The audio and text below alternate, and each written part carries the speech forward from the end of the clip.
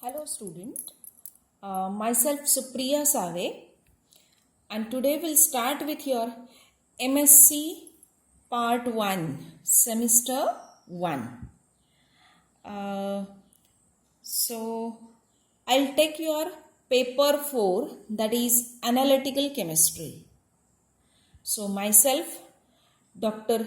N.T. Nirgude sir and Miss Anjali Chaturvedi ma'am will all take your analytical chemistry syllabus. So I think about syllabus already Chaturvedi madam has told you, but just I'll go through it. In your analytical chemistry syllabus, there are 4 units. Unit 1 is related to quality in analytical chemistry, which will be taken by Anjali ma'am. Unit 2 is calculations based on chemical principles, that will be taken by Anjali ma'am and Dr. Nirgude sir. Unit 3 is optical methods, which will be taken by me, and Unit 4 is thermal methods, that will be taken by me and Anjali ma'am. So this is you can say that brief distribution of syllabus. Just go through the syllabus first so that you will come to know what is actually there in the analytical chemistry. One more thing, up to your TYBSc, especially your TYBSc is completely on online mode. So there may be some problems, there may be some confusion related to basic concept. So please go through once your TYBSc books or at least syllabus. If you have any problem, then discuss with us. Because if you are not knowing the basic concepts well, then to prepare for your MSc syllabus or to you can say that to enter into the MSc, it will be difficult for you. So please clear your basic concepts so that it will be easier for you. Now, as I have told you, I'll take your Unit 3. So Unit 3 is your optical methods, and this Unit 3 optical method contains subunits, or you can say that bits, that is recapitulation of Fourier transform techniques, then molecular ultraviolet and visible spectroscopy, then infrared absorption spectroscopy. So your Unit 3 contains these subunits. So recapitulation and Fourier transform technique is completely new for you, which includes your Fourier transform as well as lasers. IR spectroscopy you have studied little, as well as you have studied about the molecular ultraviolet and visible spectroscopy. So you are familiar with molecular ultraviolet and visible spectroscopy.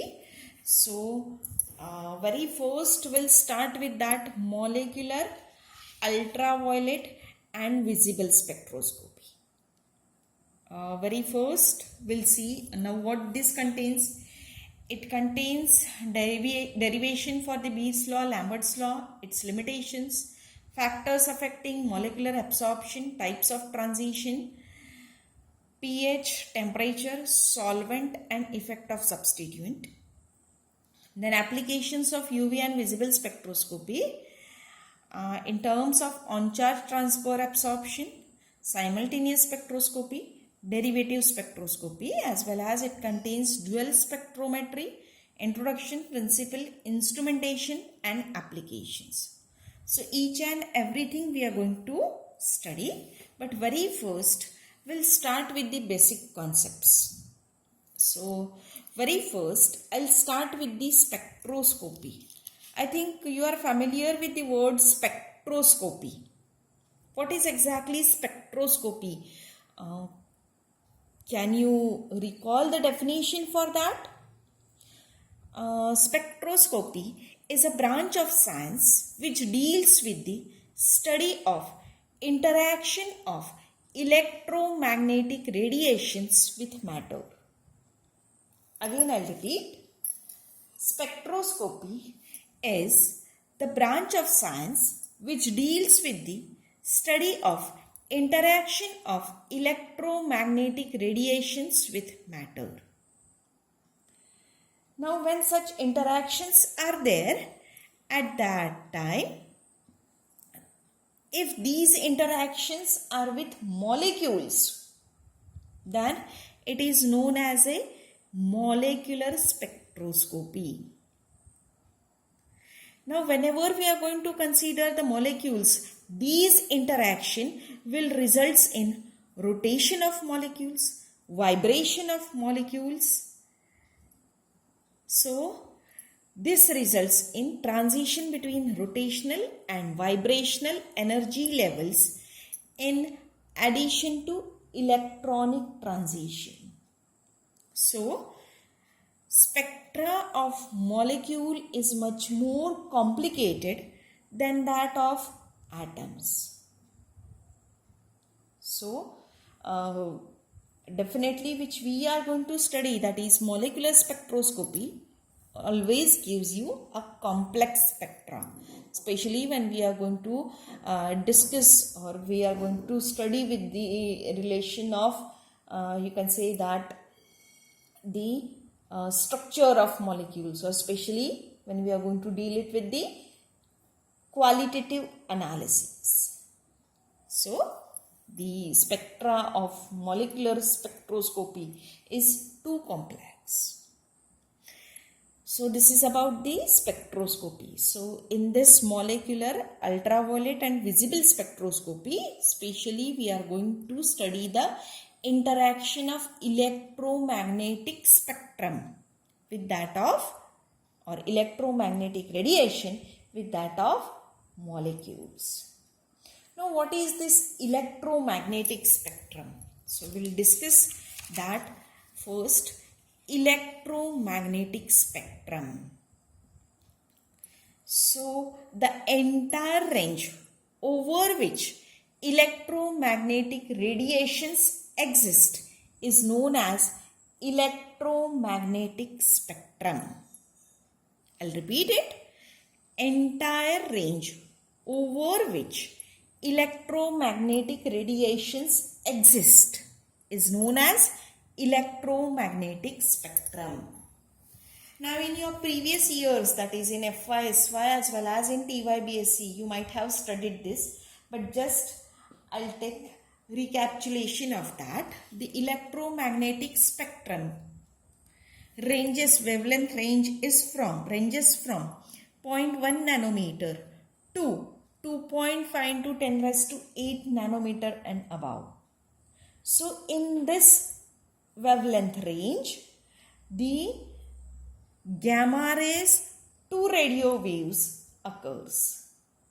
So we'll study about the range of each one.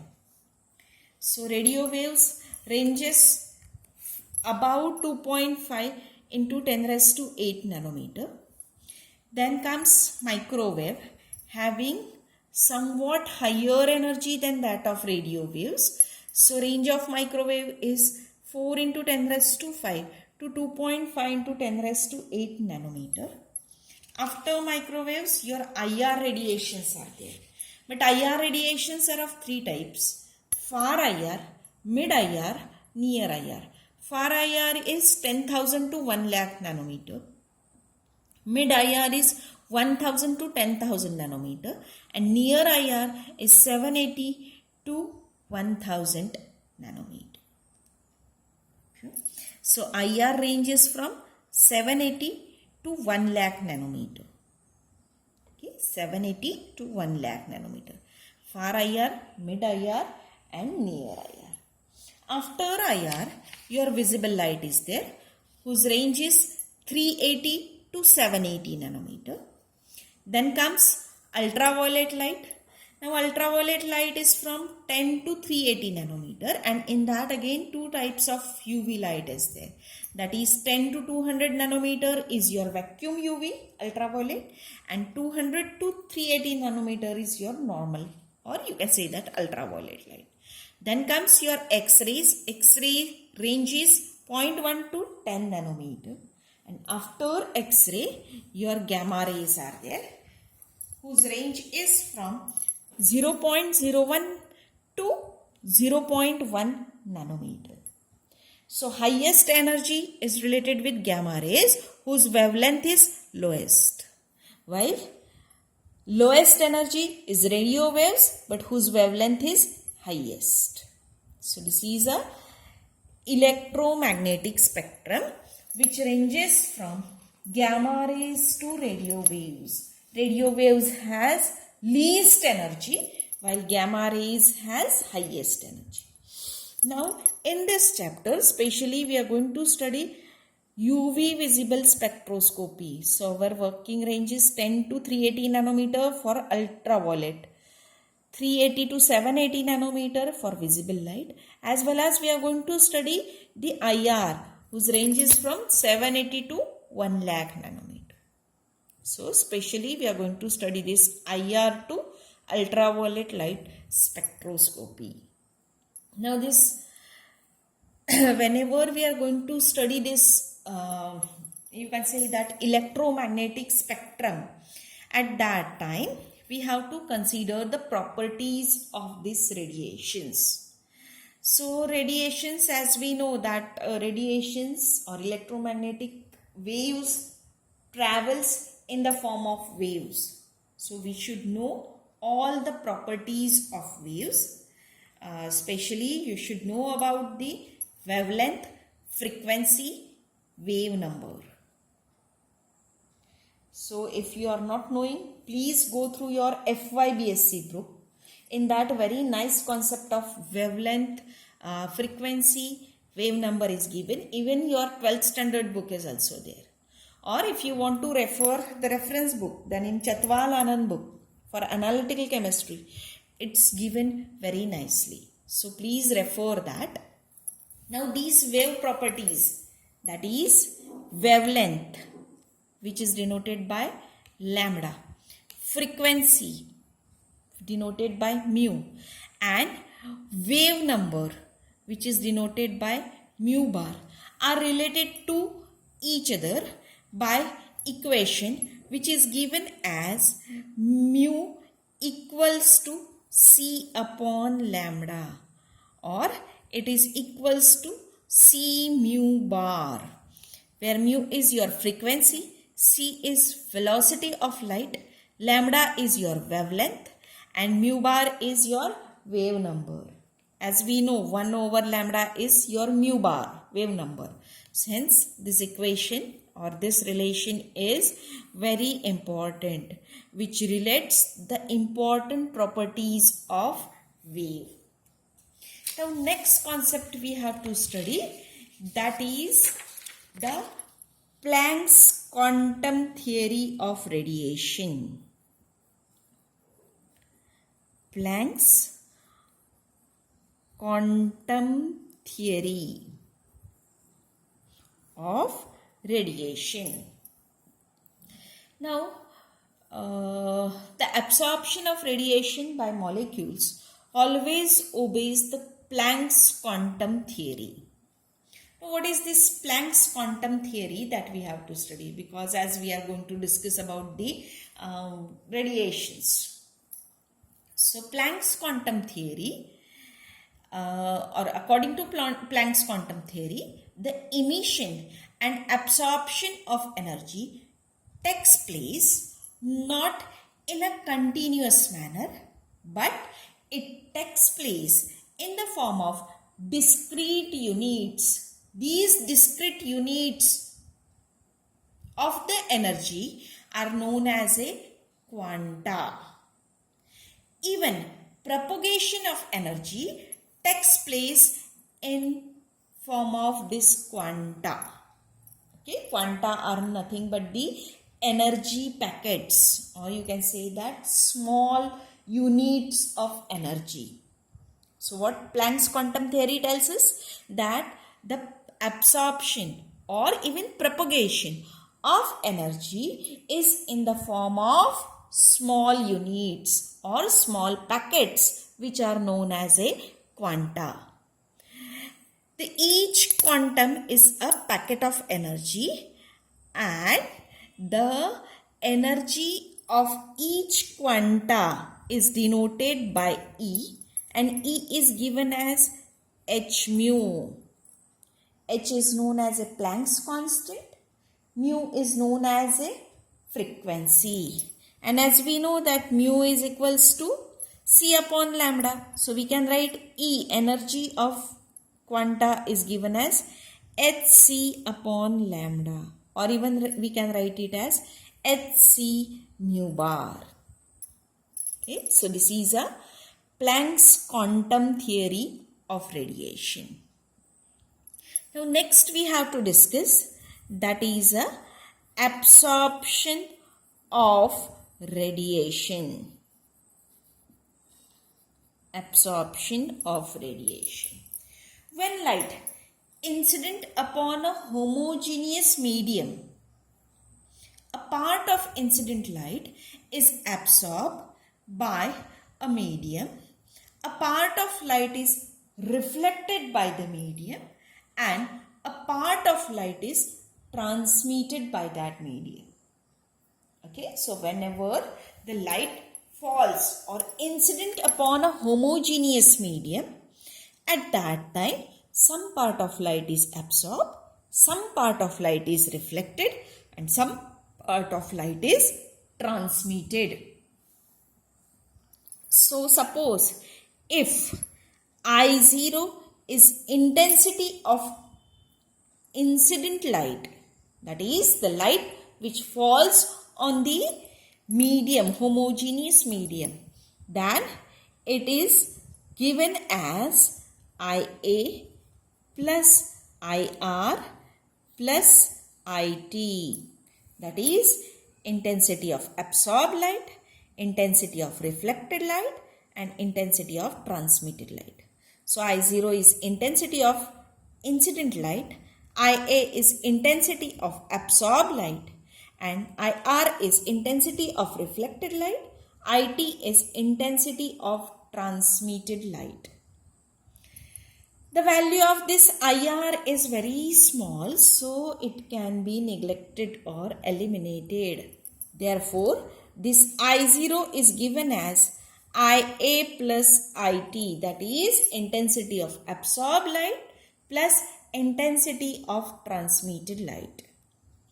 The amount of light absorbed depends on the concentration of medium as well as length transferred by the light through the medium. So, quantitative relation between light absorbed, concentration, and length of absorbing medium is given by one law. That law is Lambert's law, Beer's law, and Beer's-Lambert's law. So, now we are going to study all these three laws, that is Lambert's law, Beer's law, and Beer's-Lambert's law. So very first we'll start with the Lambert's law. Already you have discussed this Lambert's law in your previous years. So Lambert's law was put forward by the scientist Lambert in 1760. So Lambert's law is, when a beam of light is allowed to pass through a transparent medium, the rate of decrease of intensity with thickness of medium is directly proportional to the intensity of light. Or you can say that equal fraction of incident light are absorbed by successive layer of equal thickness of absorbing medium. So Lambert's law tells that the equal fraction of incident light are absorbed by the successive layers of absorbing medium of equal thickness. So suppose that if layer of thickness dx absorbs a small amount of incident light, say di, then di upon I is proportional to dx. I have to give the negative sign. Negative sign indicates that there is a decrease in intensity of light. Okay. So suppose if I want to remove the proportionality sign, then I can write it as minus di upon I is equals to k1 into dx, where k1 is a proportionality constant, I is intensity of incident light. If I0 is initial intensity of incident light on absorbing medium of length L and IT is intensity of transmitted light, then differentiating this equation between limit I0 to IT and x equals to 0 to x equals to L, then this equation will become as minus ln of IT by I0 is equals to K1L is equals to K1L. Now I'll remove this negative sign. So multiplying,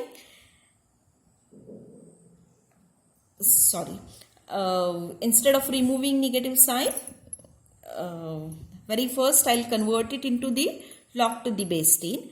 So 2.303 minus 2.303 into log of IT by I0 equals to K1L. Or I want to remove this negative sign, so I can write it as 2.303 log of, just I'll change this numerator and denominator. So log of I0 by IT is equals to K1 into L. So this is your Lambert's law. This is your Lambert's law. Now we'll discuss about the Beer's law.